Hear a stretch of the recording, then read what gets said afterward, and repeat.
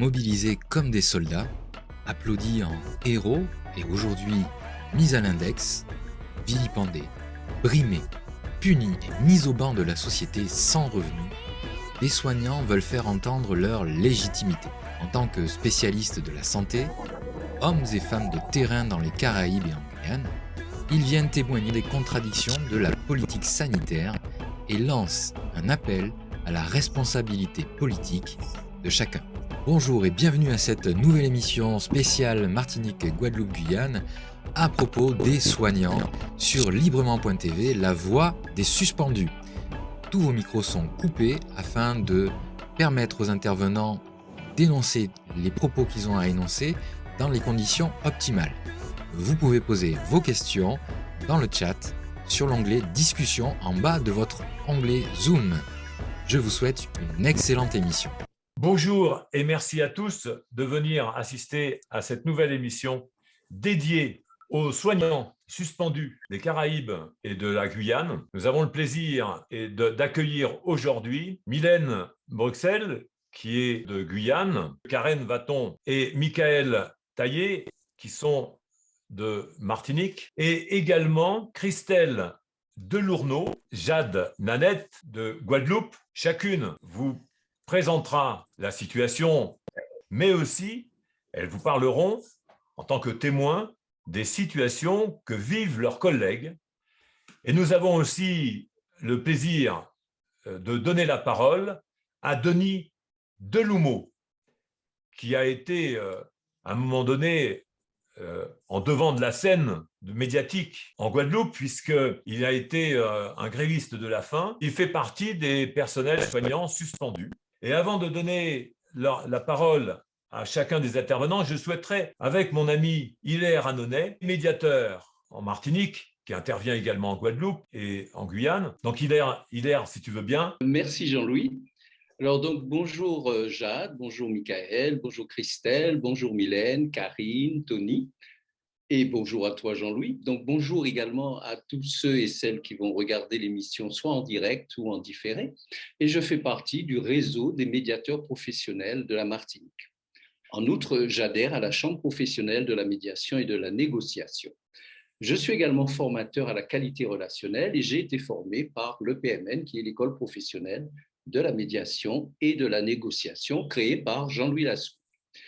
Alors, comme chacun le sait, le médiateur professionnel intervient lorsque les relations sont si fortement dégradées que le conflit s'installe et que chacune des parties, enfermée dans sa dynamique émotionnelle, ne parvient pas à entrevoir une issue de sortie. Mais le médiateur professionnel intervient également pour apporter son expertise en ingénierie relationnelle dans la construction d'un projet relationnel entre les personnes. Enfin, il intervient dans les organisations en formant le personnel à la qualité relationnelle comme mode d'anticipation des conflits. Mais le rôle du médiateur professionnel est plus large. En effet, dans la problématique qui nous intéresse actuellement, le médiateur professionnel joue un rôle dans l'espace sociétal pour donner la parole aux soignants, jadis applaudis, puis suspendus aujourd'hui. Lorsque les soignants ont du mal à se faire entendre ou lorsque le message ne passe pas, le médiateur professionnel est une ressource pour permettre la liberté d'expression dans un pays démocratique où chacun a le droit de faire connaître son point de vue pour se faire reconnaître. Merci Hilaire de cette précision. On vous a dit que voilà des personnes qui ont été applaudies, qui ont été considérées comme des héros parce qu'ils intervenaient ou elles intervenaient dans des situations qui étaient considérées et présentées comme étant dramatiques. Et certaines d'entre ces personnes vont vous montrer, vont vous dire que effectivement, la situation qui était vécue, ce n'était pas une invention, c'était dramatique. Néanmoins, ces personnes-là ne sont pas des personnes ignorantes de la situation. C'est des personnes qui sont averties, qui protègent la santé des autres et qui font attention à leur santé. Elles sont préoccupées, les unes et les autres, par la qualité de vie. Et quand elles parlent de prévention, quand elles parlent de prophylaxie, elles veulent bien dire qu'il faut protéger sa santé. Mais faut-il pour autant que ce soit excessif? Faut-il pour autant que ce soit démesuré? Qu'est-ce qui motive parfois certaines de ces mesures qui sont apparues comme étant des obligations cachées, des obligations qui ont mis des contraintes à chacune de ces personnes? Alors, seraient-elles pas éclairées? Moi, je vous propose de les écouter. Et je propose aussi que vous diffusiez cette émission, comme vous avez pu diffuser les autres émissions que nous avons tournées, mais que celle-là, vous la diffusiez encore plus. Il y a une décision qui est à prendre, non pas seulement une décision politique, mais une décision sanitaire, la manière de faire vivre le soin, de faire vivre la santé. Et vous allez pouvoir entendre que la préoccupation de ces personnes, c'est vraiment votre santé. Donc, je vous remercie d'être venu et de participer à cet échange. Et je vais commencer par donner la parole à Jade Nanette. Elle va vous apporter son témoignage sur la manière dont elle a exercé son travail en tant que personnel soignant. Elle est infirmière en diabétologie et endocrinologie en Guadeloupe. Elle est membre du bureau de l'UGTG et elle a fait partie de l'unité, la première unité Covid. Bonjour à tous, bonjour aux internautes et aux participants. Alors, oui, donc Jade Nanette, infirmière en endocrinologie, diabétologie au CHU de Pointe-à-Pitre en Guadeloupe et membre du bureau de l'UGTG, UTS-UGTG. Donc, mon service a été fermé à partir de juillet 2021, donc l'année dernière. Et puis, tout le monde sait aussi qu'en Guadeloupe, première maladie qui prône, c'est le diabète, d'accord? Donc, sans aucune raison, ils ont décidé de fermer notre service. Le personnel de ce service, nous ils ont dispatchés parmi différents services. Par la suite, donc les patients, donc on reçoit des patients qui souffrent de diabète, donc forcément, qui peuvent être dans un coma diabétique. Donc ça requiert l'intervention de la réanimation, mais par la suite, ils arrivent chez nous. Patients qui souffrent de cancer de la thyroïde, qui souffrent de cancer au niveau des glandes surrénales, tout ce qui concerne les glandes, qui souffrent d'hypertension, et les femmes enceintes qui sont atteintes de diabète gestationnel. Donc tous ces patients-là étaient à la rue, d'accord? Nous avons fait un mouvement de grève pour pouvoir justement réintégrer nos locaux et qu'on réouvre notre service. Donc, notre ancien directeur n'a rien fait, d'accord? Donc, les patients étaient obligés d'aller en ville, même aller voir des médecins traitants qui n'étaient pas spécialisés en diabétologie, malheureusement. Ils venaient nous voir pour nous demander quoi faire. On ne savait pas quoi leur dire à part leur dire allez en ville. Nous, on se bat comme on peut, mais on ne pouvait rien faire de spécial. Par la suite, la quatrième vague est arrivée en Guadeloupe. Donc, notre service de diabétologie, ils nous ont mis au 9e étage de la tour principale au CHU, donc en unité Covid. D'accord? Unité Covid avec les réservistes qui sortaient de l'Hexagone. La prise en charge était vraiment, on va dire qu'on a fait comme on peut. C'est dur à dire, mais la direction ne nous a pas donné les moyens suffisants pour pouvoir prendre en charge les patients. Nous avons fait 2 services d'unité Covid et malheureusement, il y a eu plus de 500 morts guadeloupéens l'année dernière. Par manque d'oxygène, les patients décédaient dans les couloirs des urgences. On avait l'impression d'être dans un film d'horreur, clairement. On était vraiment en première ligne.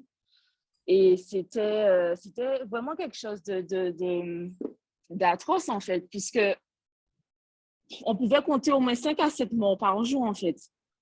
Donc, un patient décède, il fallait tout de suite faire la toilette. enchaîné. Il y a un patient déjà dans le couloir sur le brancard qui attend d'être placé à la place du patient décédé. En fait, c'était vraiment, psychologiquement en tout cas, c'était extrêmement dur. Et je vous avouerai que j'ai tenu parce que j'aime mon métier, mais la direction ne nous a vraiment pas aidés à ce niveau-là. Effectivement, puisque surtout au niveau matériel, il fallait vraiment, c'est vraiment le mot, quémander du matériel. On rentrait en chambre, donc forcément, il faut être habillé de la tête aux pieds pour rentrer dans une chambre avec des patients qui souffrent de Covid. Ressortir, parce que forcément, on ne peut pas forcément travailler en binôme avec une infirmière. Donc, si j'avais 3 chambres avec 4 patients, c'était rentrer, sortir. Enfin, voilà, les conditions n'étaient pas réunies pour n'importe... Nous-mêmes, on pouvait attraper le Covid à n'importe quel moment et ça a été le cas. Après, maintenant, travailler en unité Covid, on nous appelle, oui, maintenant, le personnel soignant, vous êtes exceptionnel, etc. Et maintenant, oui, coup de pied, dehors, on nous met à la rue, suspendus, pour un choix qu'on a fait. Oui, moi, j'assume, je n'ai pas voulu me faire vacciner, c'est mon choix. Je n'ai pas voulu qu'on m'injecte une substance. Je n'ai pas voulu. Jusqu'à maintenant, mais je vous avoue que psychologiquement, il y a des jours avec et des jours sans. C'est très dur, puisqu'il faut le dire, nous sommes morts socialement. Les suspendus sont morts socialement. Les banquiers nous rappellent certains pour leur dire de ramener leur carte bancaire, puisque le compte est en souffrance. De déposer leur voiture, il y a certaines personnes qui sont obligées de retourner chez leurs parents. Même si on a 50 ans, on a 40 ans. Oui, c'est ça. On est à ce stade-là. Puis le 17 juillet, quand même, nous sommes en mouvement de grève. Personne ne nous a regardés. Que ce soit la direction du CHU, que ce soit nos élus locaux, personne ne nous a regardés. Nous avons demandé à plusieurs reprises des réunions avec notre ancien directeur, puisqu'il n'est plus là, du CHU. Il ne nous a jamais répondu. Les suspensions ont été faites de façon folklorique, je dirais. Rien n'a été fait dans la légalité. Alors, c'est le premier témoignage, Jade, je vous remercie. C'est le premier témoignage qui est apporté concernant la manière dont des choses sont vécues, les événements sont vécus. Vous avez pu entendre que Jade a fait partie de la première unité Covid, et puis avec un contexte où il a fallu assumer, vivre avec des personnes qui, effectivement, pouvaient avoir des comorbidités. Pardon. C'est vrai aussi qu'elle a vécu comme ça en étant exposée, sa santé, vous l'avez entendu, elle a eu Covid dans ce contexte professionnel. Et aujourd'hui, bien, en réponse à ce qu'elle a apporté, en fait, comme contribution pour aider la population, la réponse, c'est que même si elle a eu le Covid, et donc elle n'est pas vaccinée, donc elle est toujours là. Est-ce que le vaccin est toujours fait pour tout le monde, ou est-ce qu'il ne pourrait pas y avoir une étude plus sensée, qui identifierait ceux qui en ont besoin et ceux qui n'en ont pas besoin? Ça serait quand même peut-être prioritaire comme méthodologie. Et c'est ce que demandent en fait aussi les soignants, que ce soit plus éclairé comme approche et qu'on n'impose pas quelque chose à tout le monde sans avoir bien compris ce à quoi c'était utile, hein, sans dire que ce n'est pas utile. Hein. Il faut bien comprendre cette position-là. J'ai oublié de dire que justement, quand on travaillait pour savoir l'importance du service de diabéto, en fait, de diabétologie, pratiquement tous les patients qui étaient en unité Covid étaient diabétiques. Pratiquement tous. Donc, il y avait de la comorbidité que je n'arrivais pas à dire tout à l'heure. Il y avait bien de la comorbidité grave. Et ce qui est paradoxal aussi, comme vous le soulignez là, c'est que vous faites partie de l'unité qui est susceptible d'accueillir les personnes les plus exposées. Et malgré ça, donc, il y a la privation de personnel qualifié. Exactement. Alors, je vous remercie. Je vais continuer. Je vais passer de Guadeloupe, je passe en Martinique. Je passe la parole à Michaëlle Taillé, qui est infirmière au CHUM, membre du bureau de l'UGTM Santé. Je vous remercie, Michaëlle Taillé, de venir apporter votre témoignage. Oui, bonjour à tous. Bonjour aux internautes qui nous écoutent. En tout cas, vous m'avez déjà présenté dans le prolongement de ce que vous avez dit à mon sujet. Je rappellerai juste que je suis embauché depuis plus de 25 ans à l'hôpital. J'ai toujours été, à mon humble avis, rempli, j'ai toujours, en tout cas, à mon humble avis, rempli avec humanitude, professionnalisme et dévouement les missions qui m'étaient confiées. Je me suis toujours mise à disposition de mon employeur afin d'assurer la continuité du service public et ce, dans des conditions bien plus qu'exécrables. Et la COVID s'est invitée depuis 2 ans sur notre île et sa gestion a généré l'aggravation de nos conditions d'exercice par la mise en stand-by de la prise en charge des autres pathologies et l'aggravation des carences qui sont observées depuis de nombreuses années pour l'offre de soins. Nous avons bataillé sans moyens, sans ressources humaines dans nos services respectifs afin d'offrir une prise en charge la meilleure soit-elle à nos compatriotes. Nous avons subi tous les aléas en rapport avec cette gestion de crise et sommes toujours restés debout au front. Mais le vote de la loi du 5 août 2021 et l'application de cette dernière en termes de mesures coercitives a balayé de revers de main tous les sacrifices, l'investissement des uns et des autres. Il m'a été intimé l'obligation de me faire vacciner avec des produits en phase d'études cliniques. Les organisations syndicales ont interpellé le 6 octobre 2021 la direction du CHUM, les représentants de l'État, ARS, préfecture, CTM et tous les directeurs, directrices, gestionnaires des établissements dont le personnel relève du 1 de l'article 12 de la loi du 5 août 2021 par le biais d'un courrier qui est resté à ce jour sans réponse. À ce jour, la direction du CHUM ne s'est pas positionnée quant à la problématique en termes de responsabilité sur les conséquences qui sont liées à l'utilisation des vaccins et surtout sur la prise en charge des victimes de la vaccination.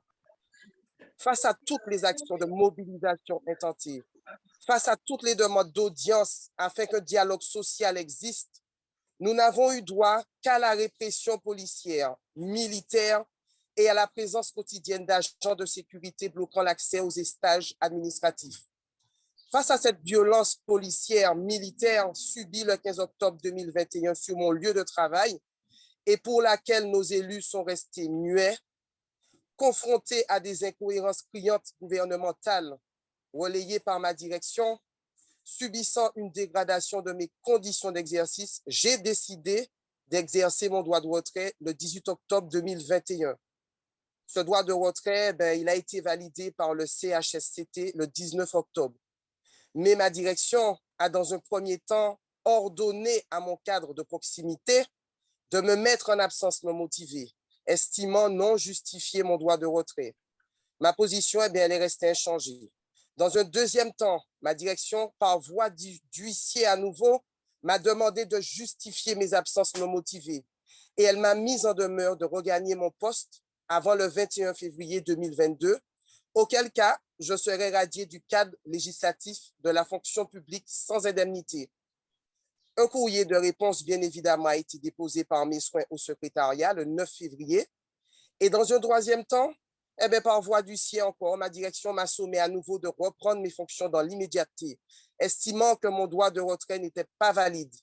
Mais je tiens quand même à signaler que la direction, de manière arbitraire, s'est opposée à la décision du CHSCT sans même saisir l'inspection du travail afin qu'une décision juridique soit apportée quant à la validité de l'exercice de mon droit de retrait. Je n'ai pas capitulé face à toutes ces pressions exercées. Toujours dans un esprit que je vais qualifier d'acharnement, la direction a effectué jusqu'à 14 jours de retenue sur mon salaire depuis le mois d'octobre 2021. Je précise que nous ne sommes que 6 camarades de l'UGTM à subir ces retenues que j'estime illégalement et injustement prélevées. Mon courrier, figurez-vous, de suspension m'a été envoyé fin février 2022 pour une suspension effective à compter du 8 juin 2022. Autant d'éléments contradictoires qui me laissent perplexe quant à la pertinence de cette pression qui est exercée en vue de nous pousser à la vaccination. Vous savez, les mesures coercitives de l'application de cette loi ont mis à mal certains foyers, laissant des pères et des mères de famille dans l'impossibilité de subvenir aux besoins les plus primaires de leur progéniture. Des centaines d'hommes et de femmes de Martinique vivent des heures terribles. Ils sont interdits d'exercer le métier qui pour eux est une passion, un choix, une vocation. Ils sont jetés dans la misère la plus profonde, sans revenus, sans droit au chômage. Ils sont démunis face à leur famille, face à leurs enfants, face à leurs objectifs de vie, leurs besoins, leurs engagements financiers. L'intersyndicale, vous savez, a organisé, sous couvert de M. Varas Alfred, une distribution de paniers solidaires pour venir en aide aux collègues suspendus depuis belle lurette. Et les donateurs que je remercie grandement sont nombreux. Le peuple martiniquais manifeste justement un élan de solidarité incommensurable. Nous sommes depuis le 23 novembre 2021 sur le port en résistance. Ce port se situe au rond-point de la présence africaine, rue de la Tempête, donc tout correspond, et nous offrons aux uns et aux autres des activités diverses pour contribuer au bien-être de tout un chacun. Donc ça passe du massage jusqu'au soutien psychologique, parce que nous avons demandé à la direction du CHUM de mettre en place une écoute psychologique, mais franchement, c'était le cadet de ces derniers. Donc, nous avons tout organisé pour récupérer des soignants en plein désarroi afin que les extrêmes ne soient pas atteints. Mais vous savez, le temps nous a donné raison dans la position de résistance que nous avons choisi de suivre. Et après avoir tenu l'hôpital, après avoir été auprès des malades, après avoir secouru, aidé, soigné pendant deux longues années sans moyens matériels et humains, eh bien, je serai déchu de mon statut de sauveur. Je serai mis au banc de la société. Je serai violenté, coincé de toutes parts et je serai laissé sans aucun moyen de survie, comme une chienne. Excusez-moi l'expression, mais c'est une réalité. Je tiens quand même à préciser que ma détermination reste et restera inchangée, malgré toutes ces brimades, toutes ces violences subies. Vous savez, la Déclaration des droits de l'homme me donne le droit de me rebeller si je me sens oppressé. Et tout chacun peut le vérifier. Et depuis 2 ans, nous sommes oppressés. Il y a des entraves à nos libertés les plus primaires, entre les confinements, entre les couvre-feux, etc. Aujourd'hui, force est de constater que des hommes que nous avons mis au pouvoir, les élus, les maires, le président de la CTM, etc., eh bien, ces gens sont restés volontairement muets. Ils ont choisi le camp de l'oppression. Et honnêtement, il se passe un drame en Martinique, en sourdine, en toute discrétion, et l'heure, elle est grave. Donc, voilà ce que j'avais à dire pour juste en Martinique. Elle est bien pire qu'on ne peut le laisser penser. Merci, merci Michael. Merci. C'est effectivement un témoignage douloureux aussi que vous présentez ici, puisque vous le dites en parlant aussi pour les autres, parce que vous êtes impliqué dans un mouvement collectif, mais en réalité aussi, vous parlez de vous, vous parlez de votre propre situation.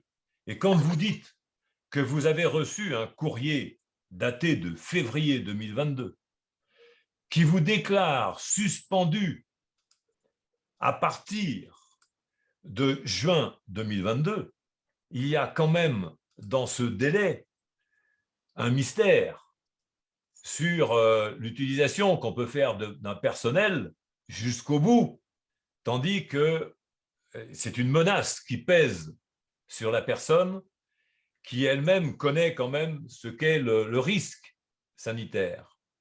Vous savez bien que c'est en toute responsabilité que vous faites ce choix, le choix que vous avez fait. Donc, maintenant, ce que vous pointez, c'est un problème politique, plus que sanitaire. Et il est peut-être paradoxal et peut-être contradictoire de parler de politique sanitaire.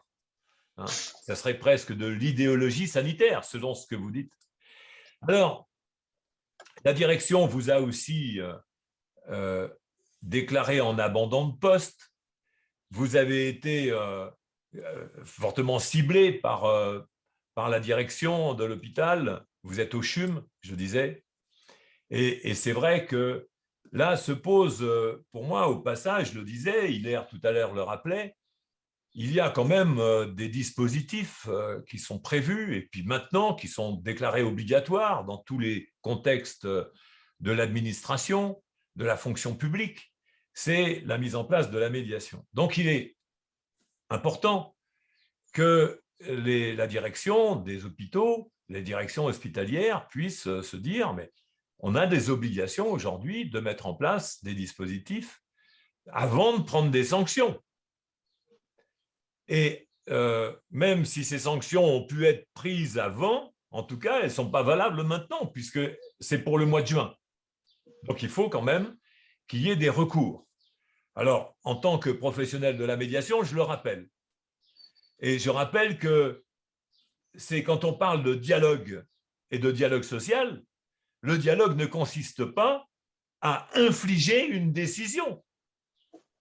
Le dialogue consiste à discuter avec des personnes capables de raisonner et en plus compétentes dans le domaine du problème qui est soulevé, c'est-à-dire celui de la santé. Donc, il est important que les choses soient dites aussi pour encourager le dialogue. Et nous sommes là pour dire, rappelez-vous que ces personnes qui sont là sont prêtes à dialoguer et rappelez-vous que vous avez un devoir de dialogue. Alors, je voudrais quand même, avant de passer la parole à quelqu'un d'autre, Michael, vous rappeler qu'il y avait toujours dans cette démarche que vous avez de solidarité, il y a un couple de soignants qui a été suspendu et qui vivait en Guadeloupe et qui s'est retrouvé en Martinique. Vous pourriez, alors ces personnes ne peuvent pas venir témoigner ici, elles se retrouvent en situation difficile de pouvoir témoigner, mais comme j'en ai entendu parler, vous pourriez peut-être nous en dire quelques mots pour rappeler leur situation. En effet, nous avons eu à accompagner un couple martiniquais guadeloupéen exerçant au CHUM qui a été suspendu puisque ces derniers n'ont pas accepté de se soumettre à cette dite obligation vaccinale. Donc, ils ont dû abandonner maison, enfants en Guadeloupe et rentrer chez les parents en Martinique, puisque pas de revenus, pas en mesure de répondre à leurs besoins les plus primaires et à ceux de leurs enfants. Donc, nous les avons accueillis sur le port. Nous avons mis en place une prise en charge psychologique via un soutien opéré par des professionnels qui sont en solidarité avec nous et qui nous offrent justement des temps de présence gratuitement. Nous avons également programmé ce couple pour qu'ils bénéficient de massages de tout ordre, faits aussi par des professionnels. Nous avons mis à leur disposition de quoi manger et boire par le biais de la distribution des paniers solidaires que nous opérons depuis le 12 mars sur le port. Et nous sommes en relation quotidienne avec ces camarades qui essaient justement d'obtenir une reconversion, puisque dégoûtés de tout ce qu'ils ont subi de par leur investissement antérieur, ils ont choisi de quitter le soin, donc de se reconvertir. Et à ce jour, la direction ne daigne même pas finaliser justement cette obligation qui leur incombe pour leur permettre de tourner la page. Donc, en simple mot, voilà leur situation. Merci d'avoir rappelé ce témoignage. Je vais passer maintenant, Michael, merci beaucoup de ce partage. Je vais passer la parole à Christelle Delourneau. Christelle Delourneau, qui est infirmière en psychiatrie. Elle est membre de l'UGTG, donc vous entendez que c'est de la Guadeloupe. Et elle fait partie d'un groupe plus d'une centaine de soignants qui sont suspendus. Donc, elle a un témoignage, je ne vais pas déflorer le contenu de son témoignage qui était fort parce qu'elle nous en a parlé hier. Et ce témoignage-là rappelait le devoir, en fait, de prendre soin des personnes. Et c'est vraiment cette préoccupation dont elle vient parler pour dire, mais voilà, prendre soin, sur plusieurs aspects, à la fois physiques, mais aussi psychologiques, et par rapport à tous les comportements, toutes les peurs, tous les stress que les personnes peuvent vivre. Donc, Christelle, vous avez la parole. Merci de nous avoir rejoints. J'ai vu qu'il y avait quelques problèmes de connexion de votre côté. Hein, on va parler aussi des problèmes techniques tant qu'on y est un petit peu, mais pas trop. Mais il y a eu quelques difficultés. Merci d'avoir réussi à établir cette connexion. Je vous en prie. Donc, bonjour, vous avez la parole. Bonjour, donc bonjour à tous. Je suis ravie d'être là et de pouvoir entendre un peu le mécontentement de mes collègues. Je suis infirmière en psychiatrie depuis 2005. Je travaille à l'EPSM, l'établissement public en santé mentale. Allô?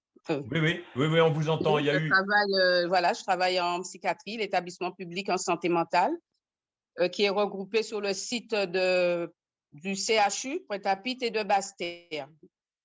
Donc, au niveau de Pointe-à-Pitre, nous sommes à peu près une quarantaine de suspendus. Basse-Terre, je ne m'y connais pas trop, mais ça ne m'empêchera pas de parler de la psychiatrie. Donc, mon parcours professionnel, en fait, me permet de constater que le côté psychologique de cette suspension n'a pas été pris en compte du tout. Une mission a été donnée au directeur. Il a fallu faire. Ils ont fait. Bon, bien sûr, ils protègent leur carrière. Hein. Je m'engage en disant mes mots. Ce côté psychologique n'a pas été pris en compte. Et je vous assure que, en étant responsable des dossiers des agents qui venaient me voir un jour après l'autre pour me montrer ce courrier de suspension, ce courrier de mise en demeure et voir leur état, leur visage figé. Ils étaient en décomposition. D'accord? C'était pas évident et surtout au début, ne pas savoir quoi leur dire, à part qu'on doit mener une lutte. Je constate que le prendre soin en Guadeloupe n'existe plus. Depuis la tarification à la mise en place en 2004, depuis la nouvelle dénomination des patients appelés clients, le soin n'existe plus. Le soin est devenu banal. Le relationnel est mis de côté. Donc, il faut travailler. Je travaille en psychiatrie. Je ne travaille pas en soins généraux. Donc, en psychiatrie, c'est le relationnel qui prime. Et on ne peut pas mettre des actes sans passer par le relationnel en psychiatrie. Donc, soigner, c'est prendre en charge globalement un patient, physiquement, psychologiquement, psychiquement, socialement, en suspendant des soignants, en faisant en sorte que dans les services, en ce moment, qu'il y ait un manque de soignants considérable. Parce qu'on entend dire que tout va bien dans les établissements. Rien ne va. Il n'y a plus d'épanouissement. Les collègues sont en arrêt de maladie. Il y a le burn-out. Ils souffrent. Ils sont peut-être en service. Ils ont peut-être une activité, un salaire. Nous n'avons rien du tout. Donc, les deux côtés souffrent. Comment faire? Ils ne peuvent rien dire. La plupart des agents, ce sont des contractuels. On nous met la pression. On leur met la pression sans arrêt. J'ai une collègue contractuelle qui a été stagiairisée pendant sa suspension. En mars, on lui a envoyé une mise en demeure lui disant qu'avant le 21 avril, il faut qu'elle doit régulariser sa situation, sinon on la considère comme ayant désisté à son poste de stagiairisation. Nous en sommes là.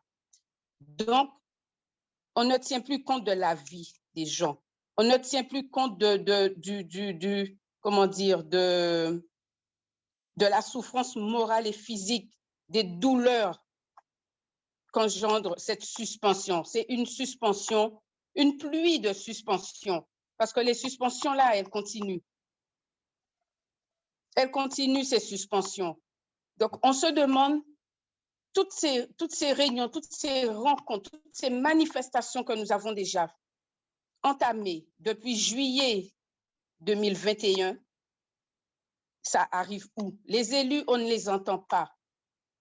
On nous entraîne vraiment, on pousse les familles dans une mort sociale. On souhaite qu'on protège les patients. On souhaite qu'on protège tout le monde en se vaccinant, en nous injectant quelque chose dont on ne sait plus quoi. Mais nous, avant d'être soignante, je suis une personne. Je veux être en bonne santé pour pouvoir soigner. Jamais le gouvernement n'a compris cela. Ou peut-être qu'ils l'ont compris, mais il y a une mission, c'est détruire la santé publique. Et c'est ce qui est en train de se passer à l'instant. Et c'est vraiment déplorable. C'est comme ça, Christelle, que vous vivez les choses, parce que, en fait, comme vous n'êtes pas écouté, comme vous n'êtes pas concerté, vous vous dites, mais à partir de ce moment-là, quel est l'objectif qui est suivi par les politiciens, par les décisionnaires?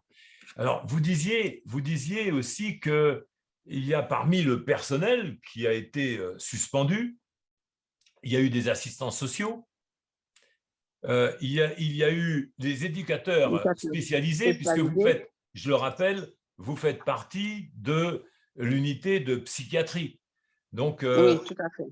Vous êtes là pour recevoir aussi des personnes qui sont fragilisées mentalement. Donc, c'est quand un personnel qui est en charge de recevoir des personnes fragilisées mentalement, il faut vraiment qu'elles soient solides dans leur position, qu'elles soient en mesure de pouvoir rassurer, de pouvoir accompagner, de pouvoir aider des personnes à dépasser leurs propres stress, leurs propres angoisses. Donc, c'est quand même assez étonnant que la direction d'un hôpital ne soit pas soucieuse de faire en sorte de protéger ces personnes qui ont cette mission de soigner l'inconnu du mental. Hein, tout à fait. Donc, nous avons une ergothérapeute. C'est la seule ergothérapeute en psychiatrie de la Guadeloupe. Son rôle, c'est d'évaluer, de maintenir, de développer l'habileté instrumentale et cognitive sociale du patient, pouvoir lui permettre d'évaluer son autonomie, évaluer les différents gestes de la vie quotidienne de ses patients. Elle a été suspendue. Elle intervient à domicile et suspendue depuis le mois de novembre. Pourtant, la prise en charge continue. Jusqu'à maintenant, elle continue cette prise en charge. Donc, ce rôle, ce professionnel ergothérapeute, qui est-ce qui prend sa place? Qui fait cette mission maintenant? Personne. Et c'est ce qui est dommage. Il y a aussi des éducateurs spécialisés qui sont là pour des assistants sociaux, des moniteurs éducateurs qui sont là pour aider les jeunes, parce que la psychiatrie, c'est aussi qui soigne les adultes, mais qui soigne aussi des enfants, des jeunes de 0 à 25 ans. On l'appelle la pédopsie, qui sont là pour accompagner les familles, les autistes, ceux qui ont des troubles du comportement, qui sont en situation de handicap. Il y a au moins une dizaine qui ont été suspendus. Et je viens d'apprendre que maintenant, puisque comme on suspend, on ne tient même plus compte de l'importance du rôle du soignant, qu'on met en place des aides-soignants à la place des IDE. On les appelle des aides-soignants chevronnés. Qu'est-ce que ça veut dire?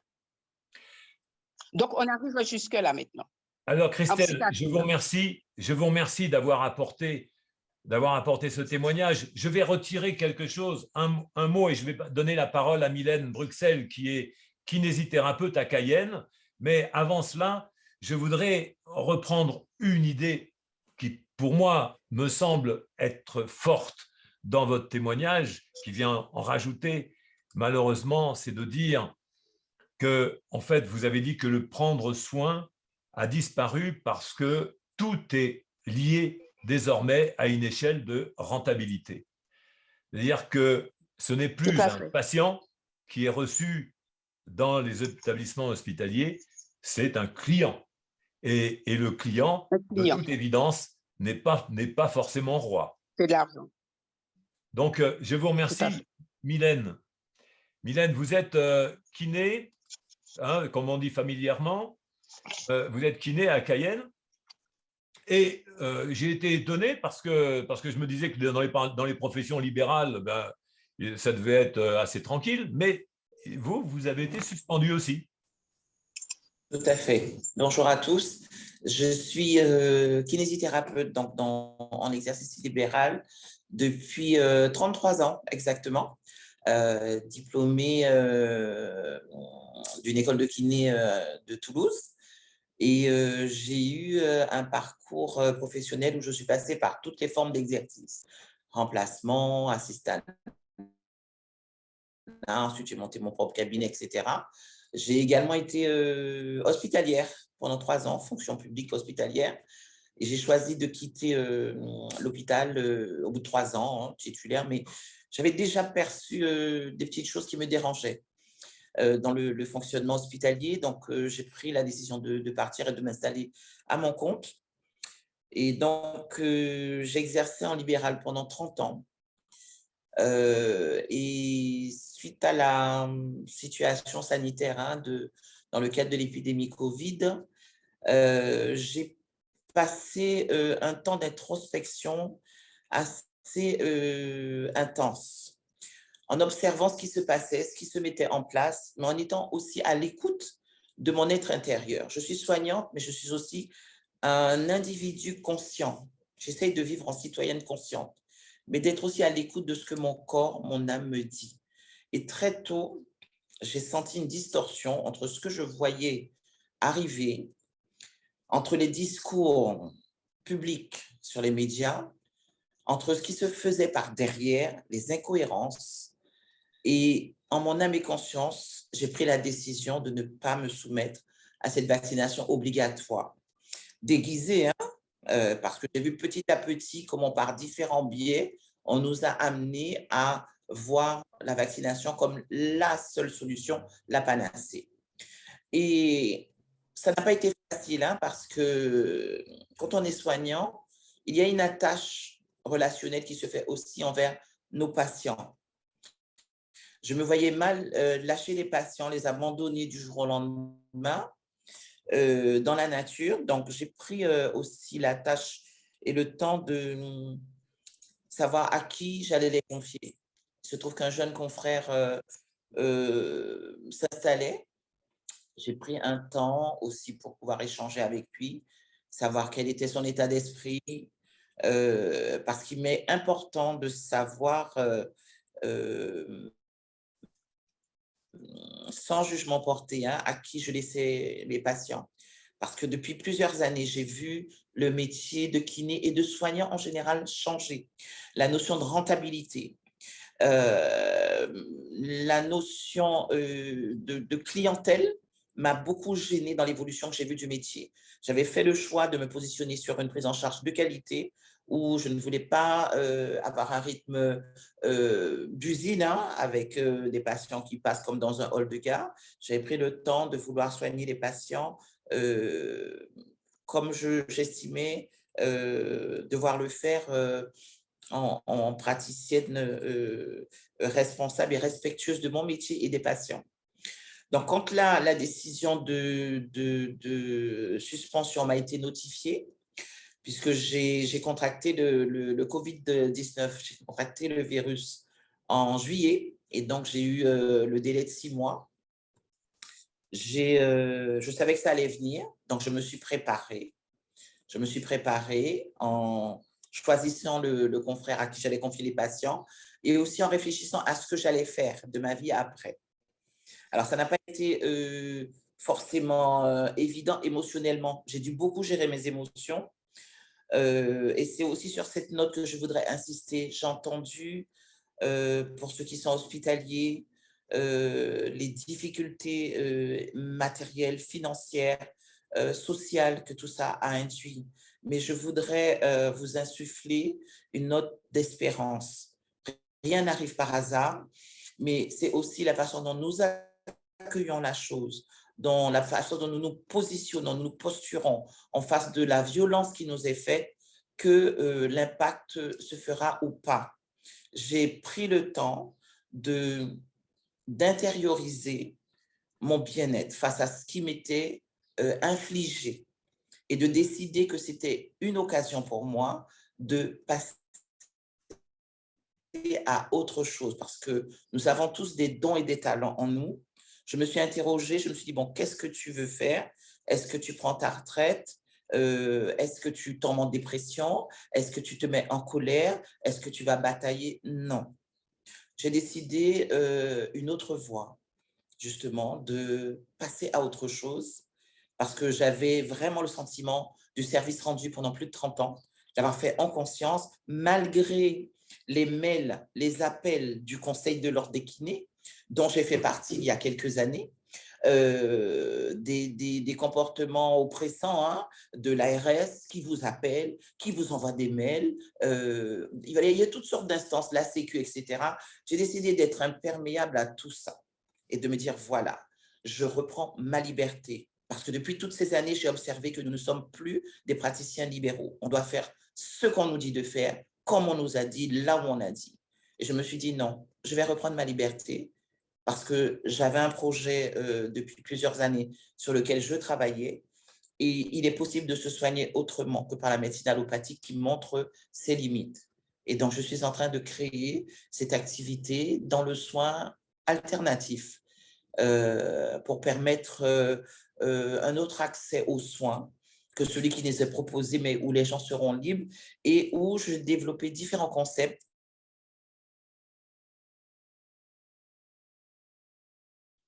Ah, alors, Mylène, ce n'est pas un empêchement de pouvoir présenter votre projet, mais là, il paraît qu'en Guyane, il y a beaucoup de pluie et ça ne passe pas chez vous, là.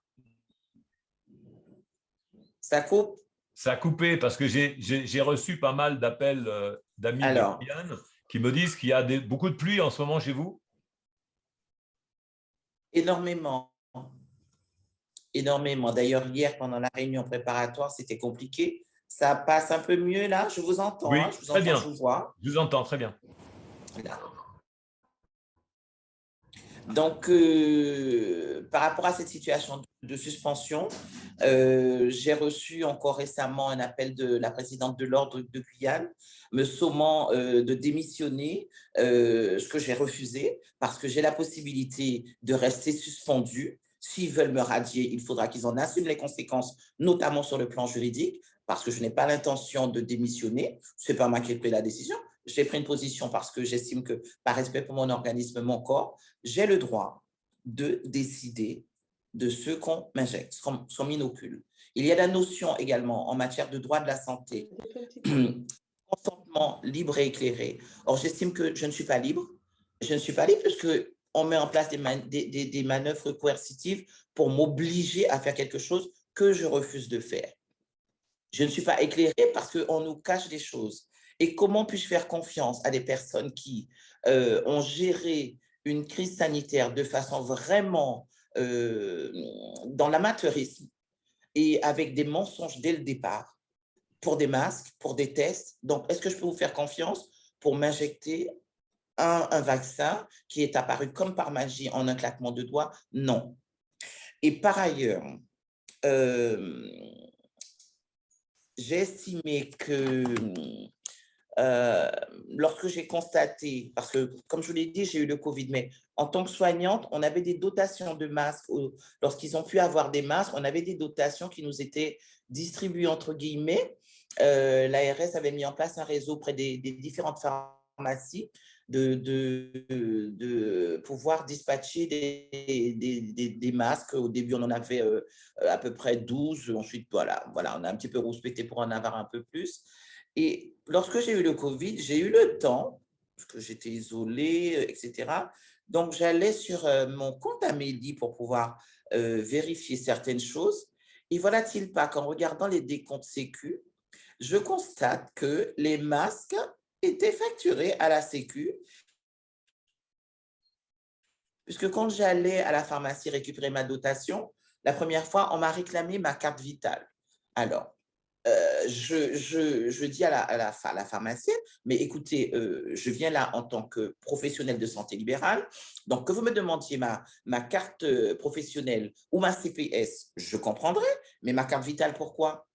Ah non, c'est comme ça, on nous a dit que c'est la carte vitale. Donc, j'ai donné parce que je voulais la dotation, mais lorsque j'ai constaté après que les masques qu'on m'avait remis, soi-disant, en dotation, étaient facturés, j'ai compris. Donc, il y a ce que l'État, il y a ce qu'on dit devant les caméras, mais il y a ce qu'on fait derrière. J'estime qu'il faut être vrai. Donc, tout ceci n'était pas rassurant pour moi et ça a fini d'asseoir ma décision de ne pas me soumettre. Après, j'entends, hein, parce que ça n'a pas été facile, depuis le 20 décembre, donc pas de revenus, donc on vous coupe, puisqu'on fonctionne par le tiers payant libéral, beaucoup. On ne vous règle plus. En plus, vous recevez des lettres commandées vous notifiant que vous allez devoir rembourser si vous avez perçu des honoraires entre la date de suspension, après la date de suspension, vous avez reçu des honoraires qui vont vous réclamer de les rembourser. Moi, je les regarde parce que si vous en êtes à me réclamer des 17,70 € pour une séance, etc., c'est que vraiment vous êtes dans une mauvaise situation. Je restitue parce que je sais qu'il y a mieux qui m'attend. Et je veux garder ma paix face à ça. J'ai pu fort heureusement vivre, je ne dis pas survivre, parce que fort heureusement, dans ma vie en tant que personne, j'observe la société. Et je vois que la société qui se mettait en place, où on pousse les gens à l'hyperconsommation, de faire des crédits, d'être endetté, fait que je n'avais pas de crédit. Je vis dans un immeuble dont je suis propriétaire, donc je n'avais pas de problème à ce niveau-là. J'ai pu compter sur l'aide d'amis qui, depuis le 20 décembre, me livraient chaque semaine des cabas de provisions. Ma fille est née, parce que j'ai 2 enfants, ma fille est née qui travaille en métropole, m'a aidé financièrement par des virements mensuels. J'ai pu compter sur un environnement favorable pour pouvoir tenir jusque-là. Et là, j'ai pu créer mon activité dans le bien-être dont je commence à vivre et ça me permet de rester en paix. Mais je vois que j'ai eu quand même aussi beaucoup de chance, mais le message que je vais vous faire passer, et j'en conclurai, c'est un message d'espérance. Un message d'espérance, et je vais, pour clôturer, vous citer un passage d'un poème de Paul Éluard qu'il a écrit en 1942 au moment de l'occupation nazie. Et j'ai choisi ce poème sciemment parce que je vois que tout ce qui est fait me rappelle les notions de passe, etc., cette période. Et par le pouvoir d'un mot, je recommence ma vie. Je suis née pour te connaître, pour te nommer liberté. Et c'est sur ces mots que je vais clôturer mon témoignage. Merci Mylène de nous parler de liberté. C'est vrai que c'est fort. Vous avez fait un choix qui est touchant et qui renvoie en fait chacun à l'exercice de sa citoyenneté, bien pour préserver notre liberté, dans tous les cas, au mieux. Et parfois, ma foi, c'est en faisant des compromis un peu terribles, de se dire je vais préserver au maximum de liberté tant qu'il est encore temps. Mais ce n'est pas fini. Je vous propose d'écouter, après avoir entendu Mylène qui a bien rappelé en fait l'importance de faire attention à la fois à son corps, à son être, mais aussi à son moral. Hein, quand Mylène parlait, elle disait, vous voyez, ce qui est important, c'est quand même que, quelle que soit la situation à laquelle vous êtes confronté, ne vous laissez pas piéger par les mauvaises pensées.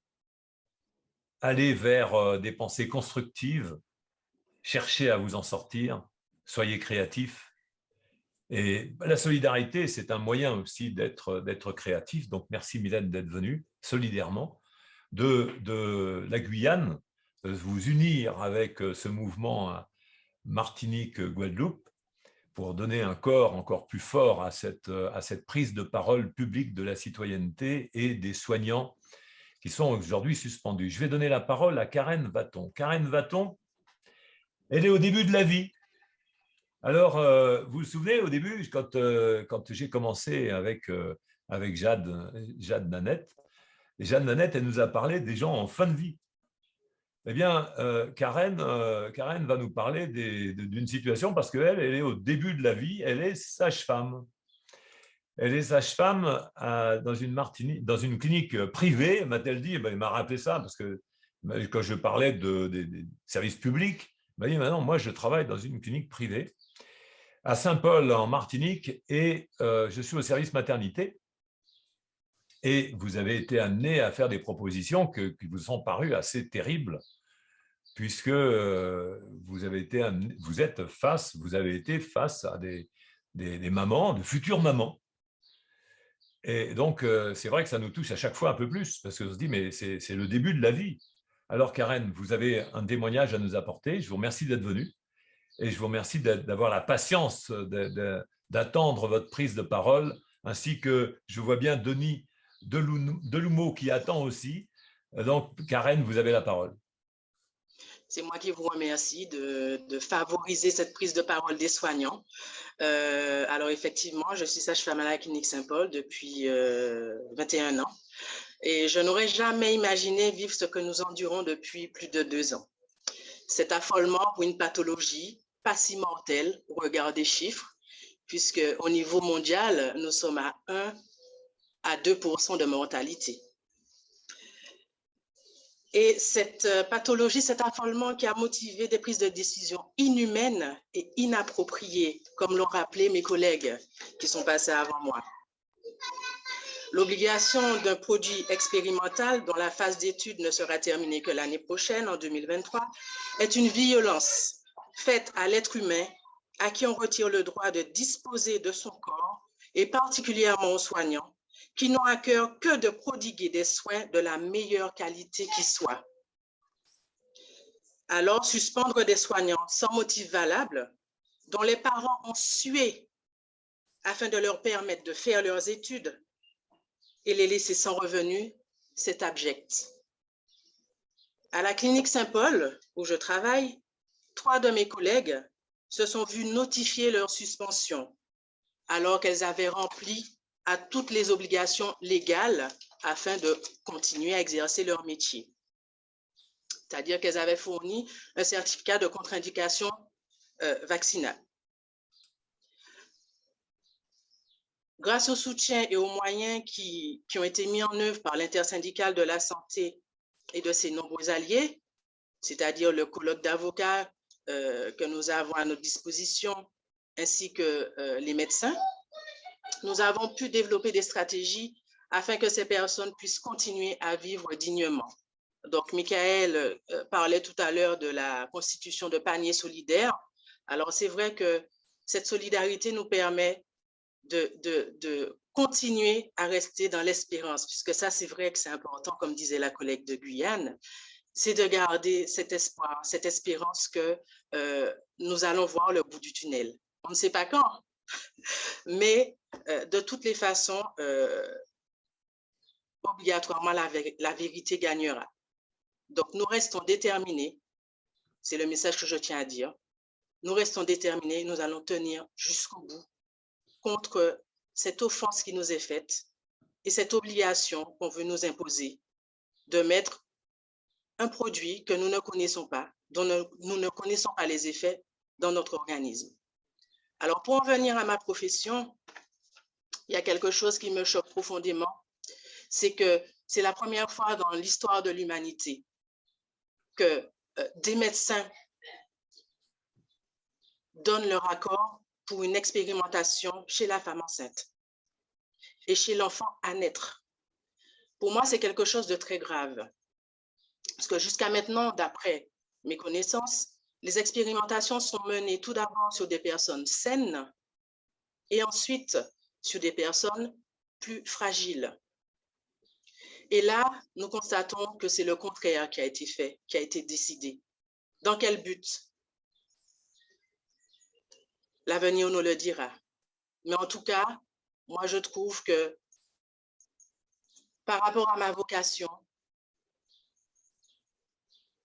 c'est quelque chose qui me choque profondément et qui m'attriste, de non-respect de la vie dans son entièreté. La vie des soignants, la vie de tous ceux qui sont malheureusement décédés pendant cette pandémie par manque de soins, je tiens à le préciser, Parce que très tôt, on a eu quand même la connaissance de l'existence des traitements qui fonctionnent. Et malgré tout, l'aveuglement de nos dirigeants a fait que nous avons perdu beaucoup trop de monde, de nos amis, de nos familles. Ça, c'est quelque chose de vraiment inédit dans le monde. Par le comportement de nos dirigeants, nous avons vraiment perdu beaucoup. Au-delà de l'obligation vaccinale, des suspensions, vraiment, on cherche à nous enlever notre humanité. Et ça, c'est grave. C'est tout ce que j'avais à dire sur ce sujet. Merci de m'avoir permis de parler. Alors, c'est tout ce que vous aviez à dire, mais en tout cas, je vous remercie d'avoir apporté ce témoignage parce que quand vous parlez à mi-mot d'un certain nombre de situations. Vous avez dit combien il était important que vous-même, en tant que personnel soignant, sage-femme dans une clinique qui recevait des personnes qui vont accoucher, donc de jeunes femmes ou des femmes qui vont accoucher et qui sont donc en état de faiblesse, vous-même, vous n'aviez pas l'information de qualité qui vous permettait d'être complètement rassurante pour faire une injection. Comme vous dites, pour vous, ça ressemblait plus à une expérimentation, alors que ça vous était présenté comme étant un soin et comme étant une prévention qui était vraiment hypothétique parce que ce n'était pas sûr que ce soit nécessaire compte tenu de tout ce que vous faites aussi pour protéger les gens contre toutes des maladies nosocomiales ou autres problématiques qui peuvent venir. Donc, c'était mal expliqué. Le travail de pédagogie ne semble pas avoir été fait et c'est ce que vous pouvez reprocher aussi, que vous n'avez pas été suffisamment formé alors qu'il y a eu du temps de latence où l'information pouvait largement circuler. Tandis que vous dites, vous n'avez pas eu l'information concernant le contenu de ces vaccins et au contraire, la manière dont ça a été présenté, c'était plutôt inquiétant pour vous. Donc, si c'était inquiétant pour un certain nombre de personnels soignants, les autres ont accepté, vous l'avez dit, hein, ça a été dit à plusieurs reprises, des médecins ont accepté de se prêter à un jeu d'expérimentation parce que l'information n'était pas plus arrivée auprès d'eux qu'auprès de vous. Hein, parce que vous le diriez, et j'ai suffisamment entendu de personnels soignants suspendus aujourd'hui pour dire que de toute évidence, l'information n'a pas circulé si elle existait. Et au contraire, ce qui a circulé, c'est un manque d'information. Alors, je vous remercie. Vous aviez aussi dire qu'il y a des agents qui ont été suspendus, quoi qu'ils aient fourni des certificats de contre-indication. Alors, un dernier mot à ce sujet-là. Oui, alors, ce que je pourrais remarquer, c'est qu'il y a collusion entre les chefs d'établissement, que ce soit public ou privé, avec les organismes étatiques. Alors, collusion, alors, est-ce que c'est volontaire ou est-ce qu'ils reçoivent, je vais dire, des menaces ou des pots de vin? Je n'en sais rien. Mais en tout cas, on voit que, comme disaient les collègues, comme le signalaient les collègues, tous ces chefs d'établissement prennent comme position le respect de la loi. Alors, ce que vous dites en tout cas, c'est que les pratiques actuelles ne permettent pas d'avoir confiance, ne vous permettent pas d'avoir confiance.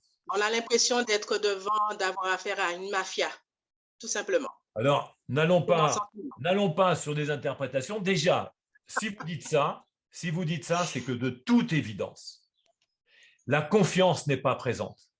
Et ça, c'est le plus gros problème qu'on peut souligner. C'est-à-dire que la responsabilité politique, la responsabilité administrative, c'est de créer de la confiance dans le personnel auquel on fait appel et sur lesquels on prétend s'appuyer. Donc, et là, vous dites que la confiance n'existe pas et la responsabilité politique est engagée sur le terrain de la confiance quand elle n'est pas là. C'est eux qui en sont responsables. Je vous remercie, Karen. Maintenant, je vais donner la parole à Denis de Loumeau, qui a vécu une situation si particulière qui s'était mise en grève de la faim. Alors, ça ne sera pas notre dernier mot, puisque chaque intervenant va revenir, juste après Denis, qui va apporter son témoignage. Il n'était pas prévu au départ tout à fait que Denis intervienne, mais compte tenu de la situation particulière qu'il a, je vous donne la parole. Denis, si vous pouvez nous apporter votre témoignage, merci beaucoup d'être venu nous rejoindre. Merci Jean-Louis. Bonjour à tous, les internautes, les participants. Oui, effectivement, face à cette obligation vaccinale, lorsque la loi du 5 août est sortie, je regardais déjà les différentes discussions quand cette loi était en discussion au Parlement, au Sénat, et je m'étais dit, mais c'est inimaginable. C'est inimaginable qu'au XXIe siècle, que des humains puissent punir d'autres humains parce qu'ils ne vont pas aller prendre une injection. Pour moi, à ma connaissance, c'était du jamais vu. Et je me suis dit, face à cette loi, il faudra que tôt ou tard, que moi, je porte une certaine résistance. Et c'est pour ça que maintenant, de plus en plus, nous employons moins le terme suspendu, mais plutôt résistant de la santé. Et dans cette résistance, effectivement, après longue discussion avec ma famille, parce que j'ai préparé ma grève de la faim, j'ai commencé à la préparer à partir du mois d'octobre 2021. Ça n'a pas été facile, effectivement, pour annoncer à sa famille qu'on va faire un geste ultime, mais mon argumentaire pour mes parents, pour ma famille en général et pour mes collègues, c'était de dire face à un tel agissement, je pense qu'il faut répondre proportionnellement à ce qu'on nous afflige. Et moi, je refusais que ce soit le gouvernement qui me fasse mal dans ces conditions. Donc, j'ai mis effectivement ma vie en pause, mais j'ai mis ma vie en pause pour que l'ensemble des soignants, des libéraux, des pompiers suspendus, que ce soit de la Guadeloupe, Guyane, Martinique, enfin les ultramarins et y compris l'Hexagone, qu'on puisse entendre notre voix. Donc, pour moi, il fallait effectivement porter cet acte pour qu'il soit médiatisé, pour que la population puisse comprendre ce qui est en train de nous arriver. Et moi, à travers ce geste, je refusais. Pour moi, c'était inacceptable parce qu'on rentrait dans un processus de déshumanisation. Et par rapport à tout ce que j'ai vécu au CHU de Pointe-à-Pitre, au départ, effectivement, je m'y attendais, hein, mais avant de me mettre en mouvement avec mes collègues, notamment Jade et Christelle, ici présentes, un préavis de grève avait été déposé depuis le 2 septembre 2021. Et mes collègues sont entrés en grève le 9 septembre 2021. Normalement, dans la Constitution française, lorsqu'on a un préavis de grève, on doit rencontrer les partenaires sociaux, les élus, les représentants du personnel pour mettre en place au moins le service minimum. Ça n'a pas été le cas. Ça m'a interpellé. Moi, j'ai continué à travailler. Et je disais à mes collègues, pour le moment, je continue à travailler parce que la loi dit bien qu'effectivement, qu'on suspend nos salaires du fait que nous n'avons pas travaillé. Mais si on continue de travailler, moi, je suis monté, j'ai travaillé jusqu'au 8 novembre 2021. Et le 8 novembre, mon chef de service m'ayant demandé de rester juste à cette date pour remplacer un cadre qui était absent, parce que moi, je suis adjoint administratif, hospitalier, comptable à la pharmacie centrale du CHU. Nous sommes 5 à la comptabilité et nous sommes complètement détachés des patients. Notre bâtiment, il est annexé au CHU, mais il n'est pas accessible par ni les soignants, ni le public. Et moi, j'ai déposé une feuille de congé qui allait du 9 novembre jusqu'au 30 novembre. Ça veut dire 15 jours. Et pendant mon congé, mon cadre m'appelle et il me dit Denis, je suis désolé de t'apprendre, mais ton congé n'a pas été accepté. Mais bien une semaine après que je sois parti, ton congé n'a pas été accepté et tu es même grisé sur les plannings. Ça veut dire qu'on ne te reconnaît pas. Quand il m'a dit ça, j'ai voulu aller vérifier effectivement sur Intranet. J'ai vu que je n'avais plus accès à Intranet du CHU, alors que je n'avais reçu aucun papier. Et là, à ce moment-là, j'ai rejoint mes collègues sur le piquet du BIC de la Résistance et j'ai fait part de mon problème. Et c'est à ce moment-là, certains m'ont dit, mais Denis, on t'avait prévenu. Et j'aurais dit, ouais, mais moi, je ne pouvais pas imaginer que ça allait se poser ainsi. D'autant plus que, normalement, dans l'administration, quand on vous suspend, même quand vous avez commis un acte grave, vous devez passer au conseil de discipline, mais tant que vous ne passez pas au conseil de discipline, vous percevez votre salaire. Or là, ça n'a pas été le cas. Donc, je me suis retrouvé effectivement bas. Et à partir de ce moment-là, j'ai dit, bon, tôt ou tard, s'il n'y a pas d'avancée, moi, je vais faire un acte ultime. Je ne vais pas demander à personne de me suivre, mais je vais faire un acte ultime pour faire comprendre à cette direction, au ministre de la Santé, puisque ce monsieur est venu fin novembre chez nous, et il avait affirmé sur les médias qu'il n'y aurait eu aucune suspension, pas avant le 31 décembre 2021. Donc, moi, avec tous ces éléments-là, je me suis dit qu'à un moment donné, on va trouver une solution. Et non, la solution, elle n'est pas venue. Et moi, le 12 février, en concertation avec ma famille, on a eu plusieurs réunions là-dessus. Le 12 février, je me suis mis en grève de la faim. Et malheureusement, je n'ai pas pu aller jusqu'au bout de mon acte puisque à partir du 24e jour, j'ai commencé à avoir des signes de faiblesse, notamment au niveau du cœur. Et comme j'avais dans mon équipe, puisque je me suis encadré de médecins vaccinés, d'infirmières vaccinées et non vaccinées, puisque moi, à travers le combat que j'ai mené, je voulais regrouper effectivement dans cette déshumanisation, puisqu'on était en train de créer une division chez nous, des personnels soignants vaccinés et non vaccinés. Et c'était un message à travers ce combat-là pour dire qu'il faut qu'on reste soudés entre nous, puisque moi, je ne suis pas soignant, mais je côtoie des soignants. Et les soignants que je côtoie, j'aurais aimé qu'ils soient en phase avec eux-mêmes quand ils sont au pied et au chevet du malade. Parce que pour soigner quelqu'un, il faut que psychologiquement, nous soyons bien dans notre tête et que nous soyons posés. Et c'est l'acte que j'ai mené, c'était vraiment pour rassembler l'ensemble des soignants, mais aussi demander à la population d'arrêter d'accepter l'inacceptable. Et peu importe la population, je l'ai fait en Guadeloupe, puisque c'est en Guadeloupe que je vis, mais j'ai toujours parlé dans mes différentes vidéos de la population mondiale.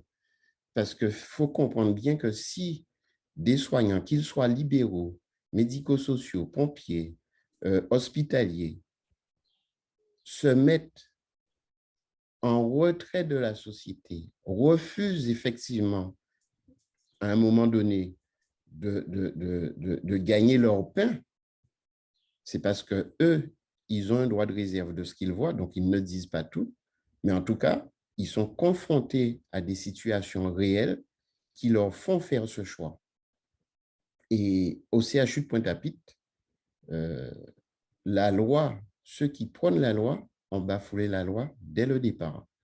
Parce que nous, en tant que personnel, non seulement il n'y a eu aucun consensus, aucune rencontre avec le personnel entre le 2 septembre jusqu'à aujourd'hui, et les élus, effectivement, il y en a quelques-uns qui se sont manifestés, mais indirectement, soit par voie de téléphone, et un seul, effectivement, enfin, élu national. Moi, celui que j'ai vu, effectivement, c'était un des candidats à la présidentielle. Et sinon, sur le plan local, c'était un élu de Sainte-Anne qui est venu nous voir, mais sur la fin de ma grève de la faim. Il faut savoir que quand j'ai mené cette grève de la faim, j'ai toujours dit aux différents élus, s'ils venaient, que moi, je refusais de parler avec eux parce que ce n'est pas parce que moi, j'ai posé un acte de grève de la faim d'oublier qu'il y a des gens qui sont là depuis 4 mois sans salaire. Donc, avant de parler à un suspendu qui est en grève de la faim, moi, je leur demandais effectivement d'aller vers les suspendus qui étaient à plus de 400 à l'époque sur le BIC de la Résistance, d'aller discuter avec eux avant. Sauf qu'effectivement, ces élus-là, bon, quand ils ont été certains, je parle notamment de l'élu de Sainte-Anne, quand il est venu, il a un petit peu été rembourré dans le sens où il faut comprendre, les gens, ce sont des humains. Ça fait plus de 4 à 5 mois pour certains qui n'ont pas eu de salaire et ils n'ont jamais vu personne, comme le disait Jade. On n'a vu personne. En plus, il y a eu une espèce de mise en scène faite par la direction et justement un certain nombre d'élus. Ils ont rencontré des membres de la société civile, c'est-à-dire pas les soignants, ils ont rencontré des membres de la société civile, par exemple les grands frères. Ils les ont tous rencontrés, ces fameux élus, et malheureusement, quelques semaines après, les mêmes personnalités de la société civile, les grands frères qui étaient en réunion avec ces élus, ce sont les mêmes qui se sont fait arrêter pour des faits divers que moi, je ne maîtrise pas et que personne ne peut maîtriser pour le moment. Mais toujours est-il, le constat est, comme par hasard, ce sont eux qui avaient pris position aussi pour les soignants dans l'obligation vaccinale. Il faut savoir que la Guadeloupe, il y a eu un mouvement social qui a été effectivement très dur entre le 15 novembre et le 30 novembre. Mais ce qu'on est en train de vivre en Guadeloupe, c'est vraiment irrationnel. Parce que ces gens-là qui se sont mis debout sur des barricades ou sur des barrages, sans pour autant faire quoi que ce soit effectivement à certaines personnes, on a vu notamment sur l'arrestation d'un des leaders du LKP, la personne d'Elie Domota, où toutes les marches ont été faites pacifiquement. C'est-à-dire depuis le 17 juillet 2021, soit 5 jours après l'allocution du président de la République, le 12 juillet 2021, la population guadeloupéenne s'est ralliée effectivement à ces marches pacifiques du samedi. Tous les samedis, depuis le 17 juillet 2021, effectivement, les Guadeloupéens marchent dans la rue pacifiquement. Et pendant cette période, effectivement, au moment où ça a commencé à dégénérer et qu'il y a eu des barrages, certaines personnes ont été interpellées, certaines personnes de la société civile, mais certains soignants aussi. Et moi, quand on a arrêté notre représentant syndical, M. Gabi Clavier, effectivement, on a toujours porté notre soutien à lui par rapport au fait que c'est un élu. Il faut savoir que l'UTS-UGTG est majoritaire au CHU de Pointe-à-Pitre. Il y a plus de 3000 agents qui y travaillent. Nous passons par des élections professionnelles, donc dites démocratiques, dans la République française. Et si effectivement ces élections professionnelles-là nous mettent majoritaires au devant de la scène, donc il est tout à fait normal que M. Clavier représente le personnel hospitalier et dise effectivement ce qui va et ce qui ne va pas à l'intérieur du CHU. Moi, j'ai été accompagné par la population et j'ai eu à dire dans différentes vidéos que nous avons un travail à faire déjà sur nous, parce que j'ai bien entendu, effectivement, comme Mme Bruxelles l'a dit, à un moment donné, vous savez, Jean-Louis, quand vous êtes chez vous le soir et que vous êtes suspendu, le sommeil ne vient pas, vous cogitez, vous réfléchissez, vous avez les charges sociales, vous avez les lettres d'huissier, vous avez les mises en demeure qui tombent, mais la population, solidairement, est venue et jusqu'à présent est sur le piquet de la résistance avec nous. Moi, je ne dis pas toute la population, mais une bonne partie de la population. Ils nous font des dons solidaires, que ce soit en numéraire, que ce soit en nature, puisque effectivement, on a des cabas solidaires aussi. Vous vous rendez compte que nous, en tant que fonctionnaires titulaires de la fonction publique hospitalière, c'est nous qui avons l'habitude, effectivement, de participer à la solidarité. C'est nous qui allons au secours catholique, c'est nous qui allons porter des vêtements, c'est nous qui allons porter de la nourriture. Et là, non seulement on nous retire ce droit, mais on nous retire aussi le droit de s'occuper de nos familles. Moi, je suis enfant unique. Mes 2 parents ont 88 ans à ce jour. Au moment du Covid, ils en avaient 86. J'ai eu le Covid entre le 31 mars 2020 jusqu'au 4 mai 2020. Quand j'ai repris le 4 mai 2020, je me suis rapproché de mon établissement de santé où il y avait effectivement le centre Covid. Et vous savez quelle a été ma stupeur, Jean-Louis? On était le 4 mai, soit une semaine avant la levée du confinement. Le confinement a été levé le 11 mai 2020, le premier confinement.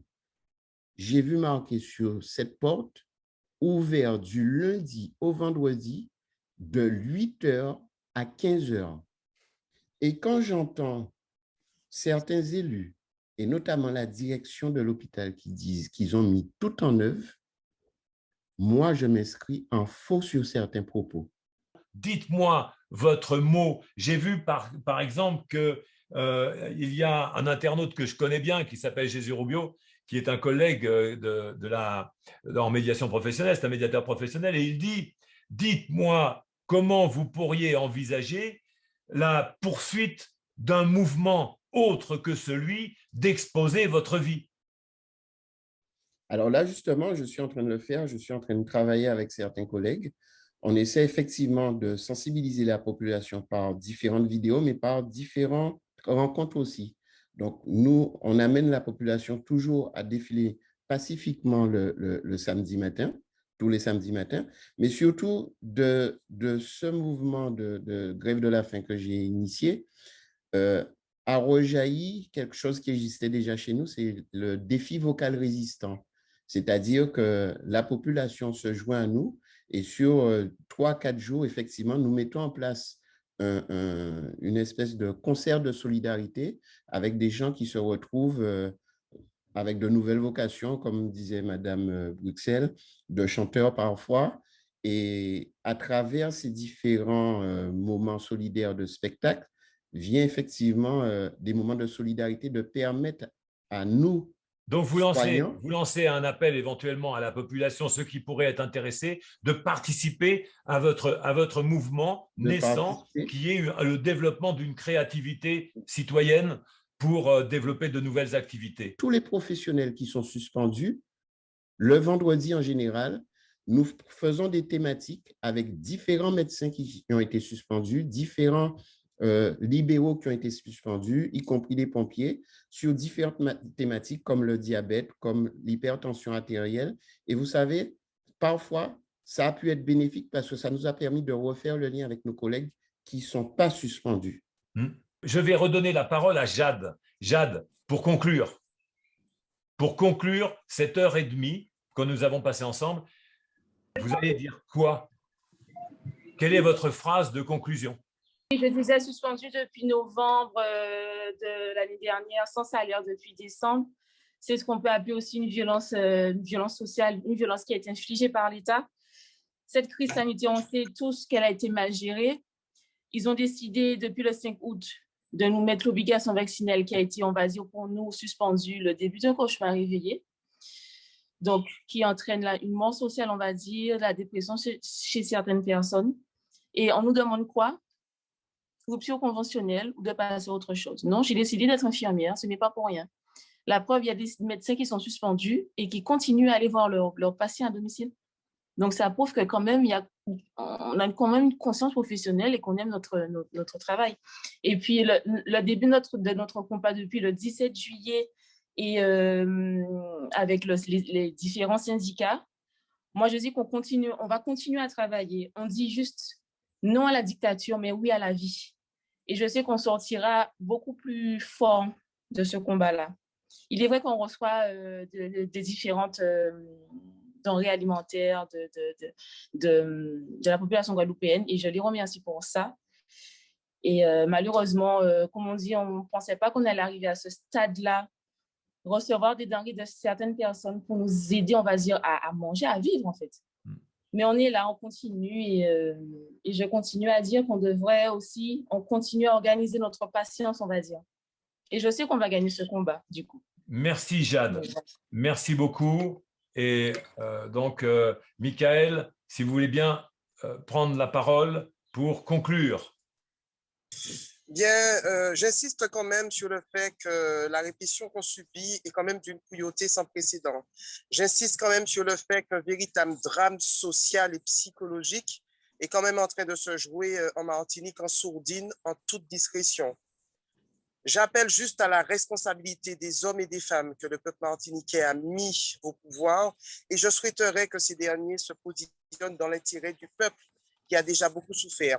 J'appelle aussi à la conscientisation des directeurs, directrices et gestionnaires des établissements pour qu'ils priorisent la continuité des soins dans des conditions optimales avec les moyens humains et matériels requis en ce sens.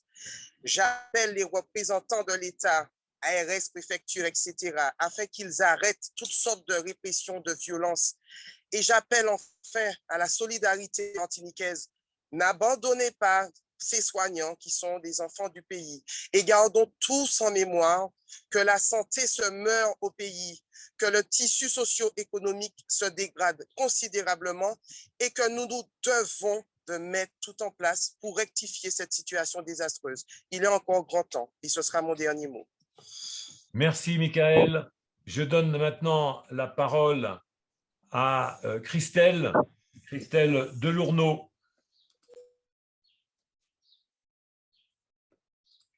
Christelle, il faut mettre le micro. Christelle, il faut mettre le micro. Vous m'entendez? Voilà. Oui. Ok, c'est bon. Oui, donc moi, bon, je reste déterminée dans mon action. Je remercie la solidarité guadeloupéenne qui nous aide à tenir depuis le début de cette grève. J'appelle la population à rester connectée avec nous dans ce mouvement et rester vigilant à tout ce qui se dit. Et puis aux collègues qui sont en service, certes, c'est difficile, mais il faut qu'ils comprennent que nous aussi d'ailleurs, je pense qu'on l'a déjà compris, que la dégradation du service public est en route là, avec un bon rouleau compresseur. Peut-être qu'il faut qu'on revoie comment réorganiser la santé publique. Voilà.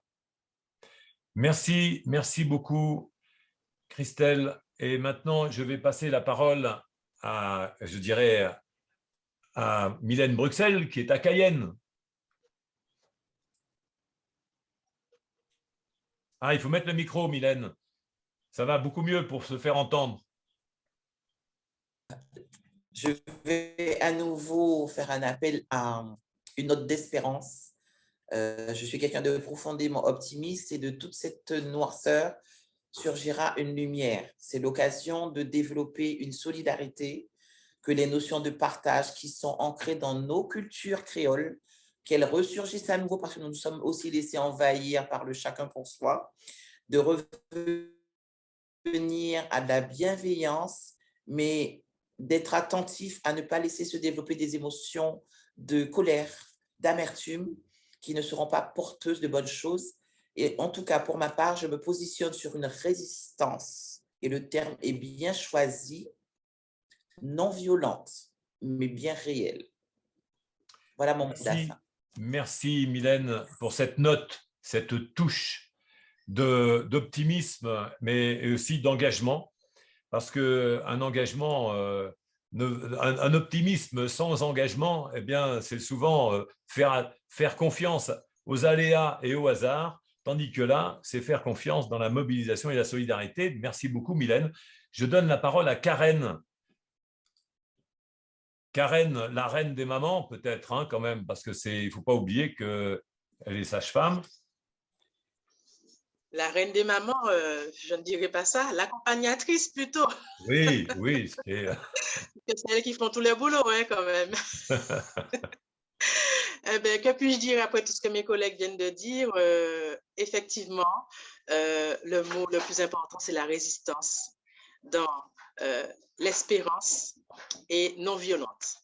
Et c'est ce qui nous fera gagner, je pense, puisque tous ceux qui sont en face de nous s'attendent face à leur propre violence que nous répondions par la violence.